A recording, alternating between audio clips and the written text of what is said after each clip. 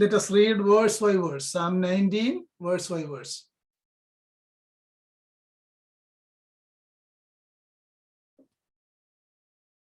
ഞാൻ തുടർമാനമായിട്ടങ്ങ് വായിച്ചു പോവുകയാണ്. നിങ്ങൾ രണ്ടാം വാക്യമോ അല്ലെങ്കിൽ ഒരുമിച്ചോ എൻ്റെ കൂടെ ചേർന്ന് വായിച്ചാൽ മതി. ഞാനങ്ങ് തുടർമാനമായിട്ട് വായിച്ചു പോവുകയാണ്. ആകാശം ദൈവത്തിന്റെ മഹത്വത്തെ വർണ്ണിക്കുന്നു, ആകാശവിധാനം അവന്റെ കൈവേലയെ പ്രസിദ്ധമാക്കുന്നു. പകൽ പകലിന് വാക്കുപൊഴിക്കുന്നു, രാത്രി രാത്രിക്ക് അറിവ് കൊടുക്കുന്നു. ഭാഷണമില്ല, വാക്കുകളില്ല, ശബ്ദം കേൾപ്പാനുമില്ല. ഭൂമിയിൽ എല്ലായിടവും അതിന്റെ അളവുനൂലും ഭൂതലത്തിന്റെ അറ്റത്തോളം അതിന്റെ വചനങ്ങളും ചൊല്ലുന്നു. അവിടെ അവൻ സൂര്യനൊരു കൂടാരം അടിച്ചിരിക്കുന്നു, അത് മണവറയിൽ നിന്ന് പുറപ്പെടുന്ന മണവാളന് തുല്യം. വീരനെ പോലെ തന്റെ ഓട്ടം ഓടുവാൻ സന്തോഷിക്കുന്നു. ആകാശത്തിന്റെ അറ്റത്ത് നിന്ന് അതിന്റെ ഉദയവും അറുതി വരെ അതിന്റെ അയനവുമാകുന്നു. അതിന്റെ ഉഷ്ണമേൽക്കാതെ മറഞ്ഞിരിക്കുന്നത് ഒന്നുമില്ല. യഹോവയുടെ ന്യായപ്രമാണം തികവുള്ളത്, അത് പ്രാണനെ തണുപ്പിക്കുന്നു. യഹോവയുടെ സാക്ഷ്യം വിശ്വാസ്യമാകുന്നു, അത് അല്പബുദ്ധിയെ ജ്ഞാനിയാക്കുന്നു. യഹോവയുടെ ആജ്ഞകൾ നേരുള്ളവ, അവ ഹൃദയത്തെ സന്തോഷിപ്പിക്കുന്നു. യഹോവയുടെ കൽപ്പന നിർമ്മലമായത്, അത് കണ്ണുകളെ പ്രകാശിപ്പിക്കുന്നു. യഹോവ ഭക്തി നിർമ്മലമായത്, അതെന്നേക്കും നിലനിൽക്കുന്നു. യഹോവയുടെ വിധികൾ സത്യമായവ, അവ ഒട്ടൊഴിയാതെ നീതിയുള്ളവയാകുന്നു. അവ പൊന്നിലും വളരെ തങ്കത്തിലും ആഗ്രഹിക്കത്തക്കവ, തേനിലും തേൻകട്ടയിലും മധുരമുള്ളവ. അടിയനും അവയാൽ പ്രബോധനം ലഭിക്കുന്നു, അവയെ പ്രമാണിക്കുന്നതിനാൽ വളരെ പ്രതിഫലമുണ്ട്. തന്റെ തെറ്റുകളെ ഗ്രഹിക്കുന്നവനാര്? മറഞ്ഞിരിക്കുന്ന തെറ്റുകളെ പോക്കി എന്നെ മോചിപ്പിക്കണമേ. സ്വമേധാ പാപങ്ങളെ അകറ്റി അടിയനെ കാക്കണമേ. അവ എന്റെ മേൽ വാഴരുതേ. എന്നാൽ ഞാൻ നിഷ്കളങ്കനും മഹാപാതകരഹിതനുമായിരിക്കും. എന്റെ പാറയും എന്റെ വീണ്ടെടുപ്പുകാരനുമായ യഹോവേ, എന്റെ വായിലെ വാക്കുകളും എന്റെ ഹൃദയത്തിലെ ധ്യാനവും നിനക്ക് പ്രസാദമായിരിക്കുമാറാകട്ടെ. ഞാന് ഇംഗ്ലീഷിലും മലയാളത്തിലൂടെയും പറയാനായിട്ട് ശ്രമിക്കുകയാണ്. I hope all our children are attending the service. I hope. കർത്താവ് സഹായിക്കട്ടെ. വളരെ അധികം സമയം പ്രബോധിപ്പിക്കാനും പ്രസംഗിക്കാനും പഠിക്കാനുമുള്ള ഒരു സങ്കീർത്തനമാണ് സാം 19.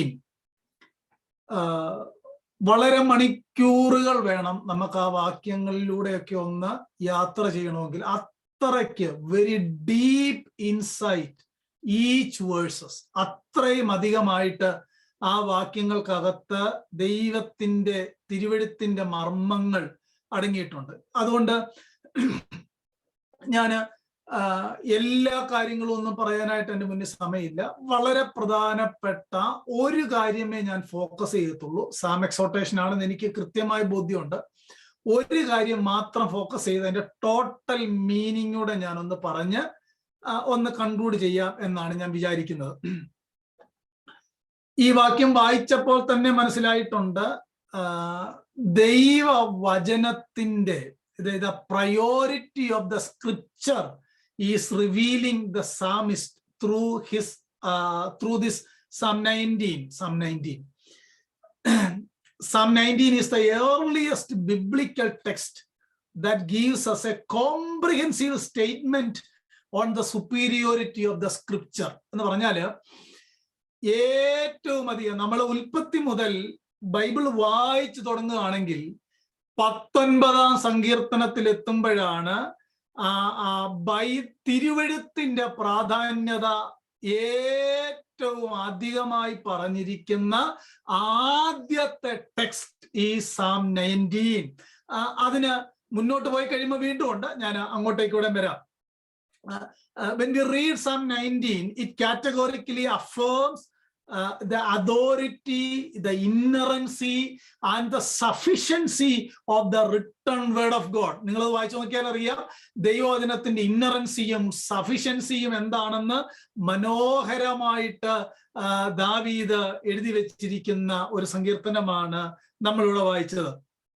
ഇവിടെ ഈ സങ്കീർത്തനത്തെ പറ്റി നമ്മൾ മനസ്സിലാക്കുമ്പോൾ Psalm 19 is basically a condensed version of Psalm 119.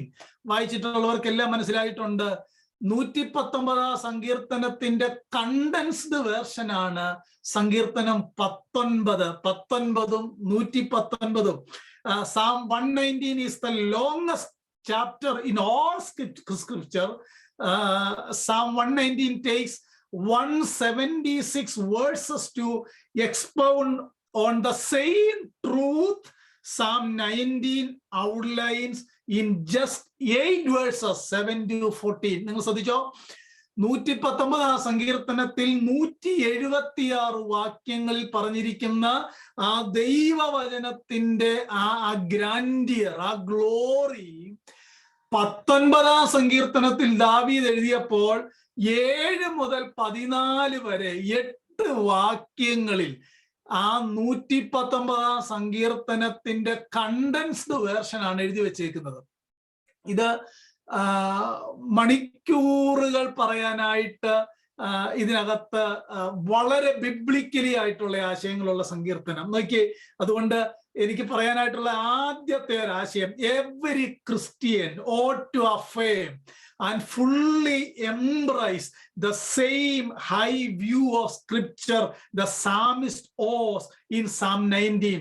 119 സങ്കീർത്തനക്കാരൻ ദൈവവചനത്തെ എങ്ങനെ കാണുന്നോ അതേ ഗൗരവത്തോടെ എല്ലാ ദൈവമക്കളും ദൈവവചനത്തെ കാണണം. അതുപോലെ ശ്രദ്ധയോടെ നമ്മൾ ഈ വേദഭാഗം വായിക്കുകയും ചെയ്യണം എന്ന് പറഞ്ഞ് ഞാൻ മുന്നോട്ട് പോയി. നമുക്കറിയാം, ക്രിസ്ത്യാനിറ്റിയിൽ വചനത്തിന്റെ പ്രാധാന്യത ഓരോ ദിവസം കഴിയും തോറും കുറഞ്ഞു വരികയാണ്. പ്രത്യേകിച്ച് ഈ നിയോ ഇവാഞ്ചലിക്കൽ ഗ്രൂപ്പുകളിൽ ദൈവവചനത്തിന് പ്രാധാന്യതയില്ല. പക്ഷേ എല്ലാ കാലത്തും കഴിഞ്ഞ 2000 വർഷമായിട്ട് ദൈവവചനത്തെ ഊതിക്കെടുത്താനായിട്ട് പിശാച് ശ്രമിച്ചുകൊണ്ടിരിക്കുകയാണ്. പക്ഷേ അപ്പോഴെല്ലാം ഇതിങ്ങനെ ജ്വലിച്ച് പ്രകാശിക്കുന്നത് നമുക്ക് മനസ്സിലാക്കാനായിട്ട് കഴിയും. പ്രിയപ്പെട്ടവര്, ഒരു ദൈവദാസൻ പറഞ്ഞൊരു കോട്ടുണ്ട്. അദ്ദേഹത്തിന്റെ പേര് തോമസ് വാട്സൺ എന്ന് പറയുന്ന ഒരു ദൈവദാസനാണ്. Quote start: The devil and his agents have been blowed at scripture light, but could never prevail to blow it out. A clear sign that it was lightened from heaven. അദ്ദേഹം പറഞ്ഞ കാര്യം എന്നാണെന്നറിയാമോ? 2000 വർഷമായിട്ട് ഈ തിരുവെഴുത്തിനെ ഊതിക്കെടുത്താനായിട്ട് പിശാചും കൂടെയുള്ള ആളുകൾ ശ്രമിക്കുകയാണ്. ഇത്രയും കാലം ഊതിയിട്ടും അത് കെടുത്താനായിട്ടോ അതിനെ പ്രിവൈൽ ചെയ്യാനായിട്ടോ കഴിഞ്ഞിട്ടില്ല. കാരണം it is the origin of the scripture from very God himself എന്നാണ് അദ്ദേഹം പറഞ്ഞത്. അതുകൊണ്ട് പ്രിയപ്പെട്ടവരെ, അത്രയ്ക്ക് പ്രാധാന്യതയാണ് തിരുവെഴുത്തിന് ഉള്ളത് എന്ന് നമുക്ക് മനസ്സിലാക്കാം. ഞാൻ അങ്ങനെ പറഞ്ഞു പോയാൽ എനിക്ക് എങ്ങും ചെല്ലാനായിട്ട് കഴിയത്തില്ല. ഈ സങ്കീർത്തനത്തെ നമുക്ക് രണ്ടായിട്ട് ഡിവൈഡ് ചെയ്യാം. I'm going to divide the Psalms into 2 parts. The first part, verses 1 to 6 and 7 to 14. The verses 1 to 6 is talking about the general revelation of God, and verse 7 to 14 is talking about the special revelation of God, or the absolute revelation of God. 1 to 6, I am not going to explain much about the first part of the Psalms, but I will explain a little bit about the second part of the Psalms. ഈ സങ്കീർത്തനത്തെ രണ്ടായിട്ട് തിരിക്കാം. ആദ്യ ഭാഗം സാധാരണ വെളിപ്പാട് എന്നും രണ്ടാം ഭാഗം പ്രത്യേകമായ വെളിപ്പാട് എന്നും നമുക്ക് തിരിച്ച് ഈ സങ്കീർത്തനത്തെ പഠിക്കാം. ആ വെളിപ്പാട് ദൈവത്തെ ഫോക്കസ് ചെയ്യുന്നതാണ്. അങ്ങനെയെങ്കിൽ ചാപ്റ്റർ Psalm 19 verse 1 begins, ഇങ്ങനെയാണ് തുടങ്ങുന്നത്: The heavens declares the glory of God, and the sky above proclaims his handiwork. ഇതിനൊരു കോണ്ടസ്റ്റ് ആലോചിച്ച് നോക്കിയേ. David is the poet. He is written this poem. നമുക്ക് ദാവീദിനെ പറ്റി അറിയാം. തൻ്റെ ജീവിതത്തിന്റെ ആരംഭകാലം എന്നുള്ളത് അപ്പന്റെ ആടിനെ മേയിച്ച് വനാന്തരങ്ങളിലൂടെ നടക്കുകയായിരുന്നു. ആ വനാന്തരങ്ങളിൽ നടക്കുമ്പോൾ രാത്രിയിൽ താൻ ഏതെങ്കിലും ഒരു മരത്തിന്റെ ചുവട്ടിലായിരിക്കാം കിടന്നുറങ്ങുന്നത്, അല്ലെങ്കിൽ ആ ടെന്റിനോട് ചേർന്നായിരിക്കാം കിടന്നുറങ്ങുന്നത്. അങ്ങനെ കിടന്നുറങ്ങുമ്പോൾ ആകാശത്തേക്ക് നോക്കുന്നു. പകല് സൂര്യന്റെ ചൂടും അതിലൂടെയുള്ള പ്രകൃതിയുടെ ഭംഗിയൊക്കെ താന് ആസ്വദിച്ച് തന്റെ ജോലി ചെയ്യുകയാണ്. ആ ഒരു പിക്ചർ മനസ്സിൽ കണ്ടുകൊണ്ട് ദാവീദ് പറയുകയാണ്, ആകാശം ദൈവത്തിന്റെ മഹത്വത്തെ വർണ്ണിക്കുന്നു, ആകാശ വിധാനം അവന്റെ കൈവേലയെ പ്രസിദ്ധമാക്കുന്നു. അവിടെ ശബ്ദങ്ങളൊന്നുമില്ല, വാക്കുകളൊന്നും കേൾക്കാനില്ല, പക്ഷേ the heaven and the earth, everything, the planet earth declaring the glory of God. പ്രിയപ്പെട്ടവരെ, as a young boy tending his father's sheep, he had plenty of time to gaze at the night sky and ponder the greatness and the glory of God as revealed in this nature. That is what he described in the opening line of the Psalms. ആകാശം ദൈവത്തിന്റെ മഹത്വത്തെ വർണ്ണിക്കുന്നു. The heavens declares the glory of God. The sky above proclaims the handiwork of God. Through creation, God reveals himself at all time, across all language barriers, to all people and all nation. കാരണം എന്നാണെന്നറിയാമോ, അവിടെ എഴുതി വെച്ചിരിക്കുന്ന വാക്യം നിങ്ങൾ 2ഉം 4ഉം വായിച്ചാൽ മതി. ഇത് പകല് സംസാരിക്കുന്നില്ല, രാത്രിക്ക് ശബ്ദമൊന്നും കേൾക്കാനില്ല, പ്രകൃതിയിൽ നിന്ന് ദൈവത്തിന്റെ സ്തുതികളൊന്നും ആലപിക്കുന്നത് നമ്മൾ കേൾക്കാറില്ല. But ഇതിന്റെ ആ greatness, the wonders, the way the planet, the galaxy and everything is working. David is writing his line, heaven and earth, declaring that there is a God, there is a designer who is working behind everything. That is what the first part of the Psalms. നോക്കൂ, അവിടെ പറയുന്ന മനോഹരമായ ഒരു കാര്യമുണ്ട്. ലോകത്തിന്റെ അറ്റത്തോളം മനുഷ്യൻ എവിടെല്ലാം ഉണ്ടോ അവിടെ എല്ലാം ഇത് ചെല്ലുന്നു എന്ന് പറയാനായിട്ട് 4ാം വാക്യം, ഭൂമിയിൽ എല്ലായിടവും അതിന്റെ അളവ് നൂലും, ഭൂതലത്തിന്റെ അറ്റത്തോളം അതിന്റെ വചനങ്ങളും ചെല്ലുന്നു. This is not talking about special revelation of scripture.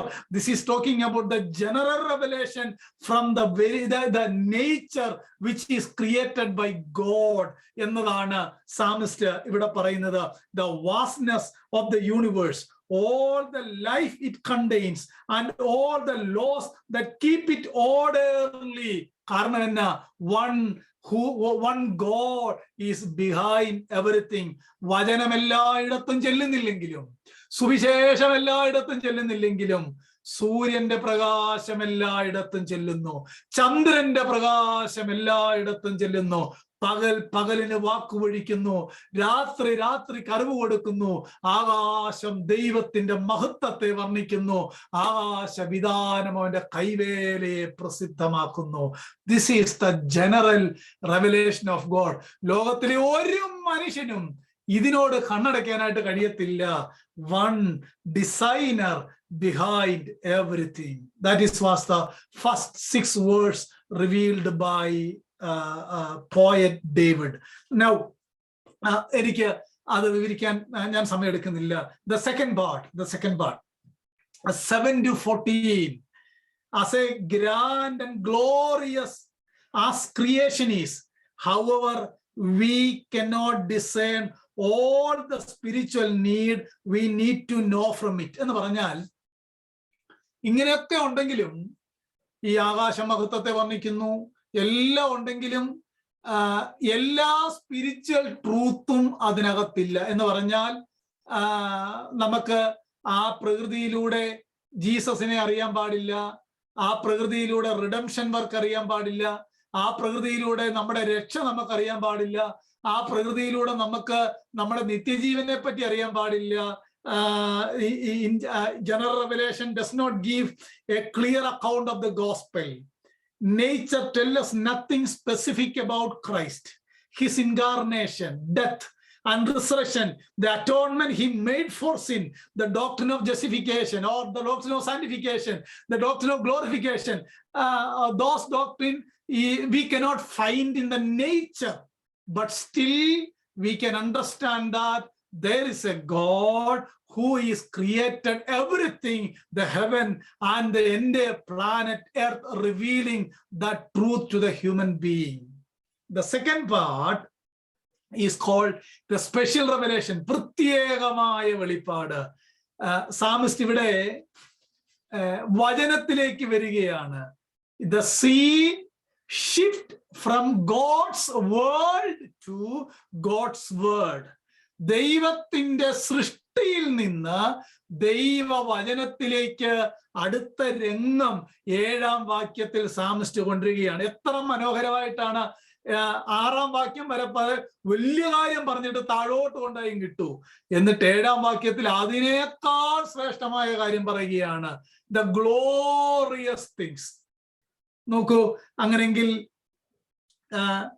6-ാം വാക്യം വരെ the glory of creationum, the marvelous ways it is, the marvelous ways it reveals truth about God. ഇതെല്ലാം പറഞ്ഞിട്ട് David turns to scripture and says the written word of God is more pure, more powerful, more permanent, more effectual, more telling, more reliable, and more glorious than all the countless wonders written across the universe. എത്ര മനോഹരമായിട്ടാണ് ആ പാട്ട് എഴുതിയേക്കുന്നത്. യഹൂദന്മാർ അവരുടെ ദേവാലയത്തിൽ പാടുന്ന പാട്ടാണിത്. പ്രകൃതിയുടെ കാര്യം എല്ലാം വർണ്ണിച്ചിട്ട് അതിനേക്കാൾ അങ്ങയുടെ വചനം എത്ര ശ്രേഷ്ഠമാണ്, എത്ര മാർവലസ് ആണ്, എത്ര വണ്ടറാണ്, എത്ര എഫക്ച്വൽ ആണ് എന്ന് പറഞ്ഞ പാട്ട് പാടി തീർക്കുകയാണ്. നിങ്ങൾ ഇനിയും ആ 7 മുതൽ 9 വരെയുള്ള വാക്യം വായിച്ചാൽ എത്ര മനോഹരമായിരിക്കും എന്നറിയാമോ? The law of the Lord is perfect, reviving the souls. The testimony of the Lord is sure, making wise the temple. The precepts of the Lord is right, rejoicing the heart. The commandment of the Lord is pure, enlightening the eyes. The fear of the Lord is clean, enduring forever. The rules of the Lord are true and righteous all together. പ്രിയപ്പെട്ടവരെ, ഈ മൂന്ന് വാക്യം in those 3 brief verses, David make 6 statements. 2 in verse 7, 2 in verse 8, 2 in verse 9. All together, David is making 6 statements about the scripture. Look at me. Please look your Bible very carefully. 6 statements. David uses 6 titles for the scripture. The first one, law.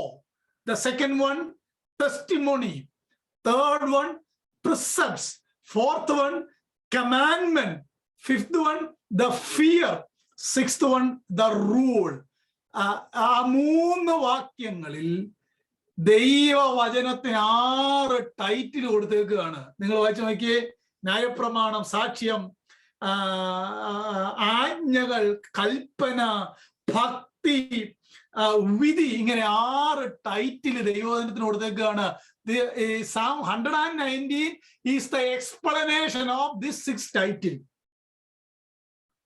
6 title മാത്രമല്ല, ഈ സങ്കീർത്തനത്തിന്റെ എഴുത്തുകാരനായ David 6 characteristics ഇവിടെ പറഞ്ഞേക്കുകയാണ്.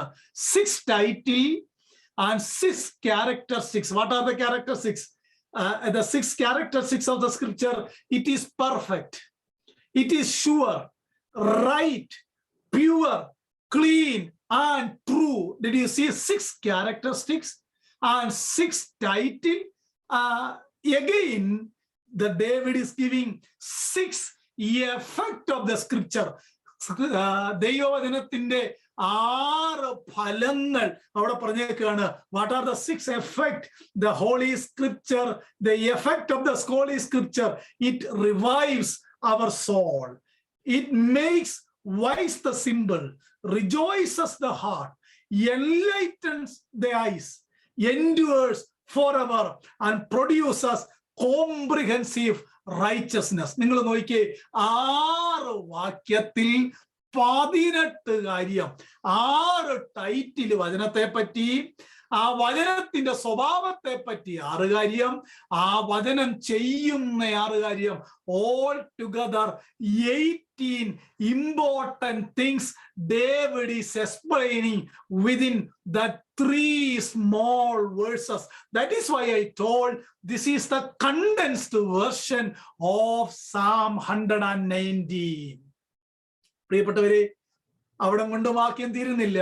ആ വാക്യം നിങ്ങളൊന്ന് വായിച്ചു നോക്കിയേ, ശ്രദ്ധിച്ച് സമർപ്പണത്തോടെ ആ വാക്യം വായിച്ചാൽ, ഞാൻ നിരവധി തവണ ഈ വേദഭാഗം വായിച്ചിട്ടുണ്ട്, നിരവധി തവണ. ഞാൻ നിങ്ങളോട് ഭംഗിവാക്ക് പറയുകയല്ല, മിനിമം എനിക്കൊരു 5 hours അതിനകത്ത് ഒരു കഥയും ഒരു പൊടിപ്പും തൊങ്ങലും പറയാൻ മാത്രം ഈ വചനം എനിക്ക് മനസ്സിലാക്കാൻ കർത്താവ് കൃപ നൽകിയിട്ടുണ്ട്. നിങ്ങൾ ആ വാക്യം വായിച്ചു നോക്കിയേ, യഹോവയുടെ ന്യായപ്രമാണം തികവുള്ളത്, അത് പ്രാണനെ തണുപ്പിക്കുന്നു. യഹോവയുടെ സാക്ഷ്യം വിശ്വാസ്യം, അത് അല്പബുദ്ധിയെ ജ്ഞാനിയാക്കുന്നു. യഹോവയുടെ ആജ്ഞകൾ നേരുള്ളവ, അത് ഹൃദയത്തെ സന്തോഷിപ്പിക്കുന്നു. യഹോവയുടെ കൽപ്പന നിർമ്മലമായത്, അത് കണ്ണുകളെ പ്രകാശിപ്പിക്കുന്നു. യഹോവയുടെ ഭക്തി നിർമ്മലമായത്, അത് എന്നേക്കും നിലനിൽക്കുന്നു. യഹോവയുടെ വിധികൾ സത്യമായവ, അവ ഒട്ടൊഴിയാതെ നീതിയുള്ളവയാകുന്നു. എത്ര മനോഹരമാണ് ആ പാട്ടുകാരൻ. ഈ പാട്ട് അവര് സാറ്റർഡേകളിൽ പാടുമ്പോൾ എത്ര അനുഗ്രഹമായിരുന്നു എന്ന് ചിന്തിച്ചു നോക്കിയേ. അങ്ങനെങ്കിൽ notice one more important factor. First of all, that all 6 statements have the phrase of the Lord. നിങ്ങൾ കണ്ടോ, 6 സ്റ്റേറ്റ്മെന്റിലും അതിന്റെ ഒറിജിനെ പറ്റി പറഞ്ഞേക്കുകയാണ്. It is not from David's brain. It is not from Moses' pen. It is not from Israel's tradition. The very origin is from God himself. നിങ്ങൾ ആ വാക്യങ്ങൾ കണ്ടോ, the law of the Lord, the testimony of the Lord, the precepts of the Lord എന്ന് പറഞ്ഞാൽ, just in case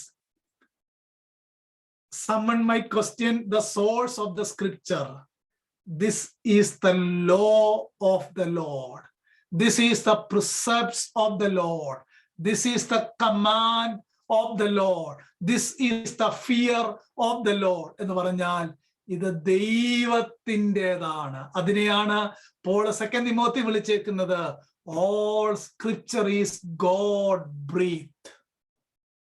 മനസ്സിലായി എന്ന് ഞാൻ വിചാരിക്കുന്നു. പ്രിയപ്പെട്ടവരെ, എനിക്ക് അതിൻ്റെ 7ാം വാക്യം ഒന്ന് വിശദമാക്കണമെന്ന് ഓർത്താണ് ഇരുന്നത്. ഞാൻ ഇന്ന് പറയുന്നില്ല, പിന്നീട് ഒരു ദിവസം പറയാം. അങ്ങനെങ്കിൽ ഈ സങ്കീർത്തനത്തിന്റെ ടോട്ടാലിറ്റി, ഇത് main theme, the sum and substance of this Sam, the central point of this Sam is the grandeur and glory of scripture is infinitely greater than the entire created universe. മനസ്സിലായെന്ന് വിചാരിച്ചോട്ടെ. ഈ സങ്കീർത്തനത്തിന്റെ ആകത്തുക ഇങ്ങനെ blinky നിൽക്കുന്ന, തെളിഞ്ഞു നിൽക്കുന്ന ഈ ആകാശത്തേക്കാൾ, ഈ അഖിലാണ്ടത്തിലെ സകലത്തേക്കാൾ, the grandeur and the glory of scripture is infinitely greater. ദൈവവചനം ഈ കാണുന്ന സകലത്തിനേക്കാളും ഉയർന്നതാണ്, അതിമനോഹരമാണ്, അതിഗംഭീരമാണ് എന്ന് പറഞ്ഞാണ് ഈ സങ്കീർത്തനക്കാരൻ മുന്നോട്ട് പോകുന്നത്. പ്രിയപ്പെട്ടവരെ, അങ്ങനെങ്കിൽ ഇത്രയൊക്കെ ആയ സ്ഥിതിക്ക് ഞാൻ ചെയ്യേണ്ട കാര്യം എന്താണ്? ഞാൻ ചെയ്യേണ്ട കാര്യമാണ് വേഴ്സസ് 13 and 14. നിങ്ങൾ 10 and 11 വായിക്കുമ്പോൾ അതിന്റെ പ്രൈസും അതിന്റെ ടേസ്റ്റും ഇവിടെ കൊടുത്തിട്ടുണ്ട്. പൊന്നിലും വളരെ തങ്കത്തിലും ആഗ്രഹിക്കത്തക്കവ. How is our desire before the preaching of the word? How is our what is our ultimate desire? The psalmist says, your word. It is I desire than gold and fine gold. I want your word because that is perfect. That is perfect. That is greater than everything in the planet Earth. Then the psalmist is saying that, Lord, exhort me through your perfect word. Exhort me through your precept. Exhort me through your commandment. ഇങ്ങനെ ആയി കഴിയുമ്പോഴത്തേക്ക് നമ്മൾ ദൈവത്തിന്റെ സന്നിധിയിലേക്ക് വന്നിട്ട് പറയുകയാണ്, കർത്താവേ, ആ 13-ാം വാക്യം, that is application of the word. സ്വമേധാഭാവങ്ങളെ ആയിട്ട് അടിയനെ കാക്കണമേ, അവ എന്റെ മേൽ വാഴരുത്. Keep back your servant also from presubscription sins. Let them not have dominion over me. Then I shall be blameless and innocent of great transgression. ഇത്രയും ദൈവത്തെ പറ്റി, വചനത്തെ പറ്റി മനസ്സിലാക്കി കഴിഞ്ഞപ്പോൾ, കർത്താവേ, എന്റെ ജീവിതത്തിലെ കുറവുകളെ ക്ഷമിക്കണമേ. ഞാൻ വിശുദ്ധിയിൽ നിന്ന് വിശുദ്ധിയിലേക്ക് ജീവിപ്പാൻ സഹായിക്കണമേ. എന്റെ പാവങ്ങളെ എന്നോട് ക്ഷമിക്കണമേ. Verse 14, the psalmist is saying that I am offering my whole life before the altar of God as a sacrifice. നിങ്ങൾ വായിച്ചു നോക്കിയ 14-ാം വാക്യം, എന്റെ പാറയും എന്റെ വീണ്ടെടുപ്പുകാരനുമായ യഹോവേ. നോക്കിയേ, ആകാശത്തിന്റെ മഹത്വമൊക്കെ പറഞ്ഞു വന്നിട്ട് താഴോട്ട് വരുമ്പം ആ ആകാശത്തിന്റെ മഹത്വമോ സൂര്യചന്ദ്രന്മാരുടെ തേജസ്സോ ഈ സ്ക്രിപ്ചറിന്റെ മുന്നിൽ ഒന്നുമില്ല. ഒന്നുമില്ല എന്ന് പറഞ്ഞിട്ട് ആ സ്ക്രിപ്ചറിലൂടെ വെളിപ്പെട്ട ദൈവത്തെ സാമിസ്റ്റ് വിളിക്കുക, എന്റെ പാറയും എന്റെ വീണ്ടെടുപ്പുകാരനുമായവേ. Let the words of my mouth and the meditation of my heart be acceptable. The word acceptable is using for the Old Testament animal sacrifice. കാരണം 14-ാം വാക്യം എനിക്ക് പ്രാക്ടിക്കലാക്കണമെങ്കിൽ 13-ാം വാക്യം I have to obey verse 13 first, then practical verse 14 in our daily life. That is all about the spirituality. Finally, the psalmist is calling, oh Lord, my rock and my redeemer.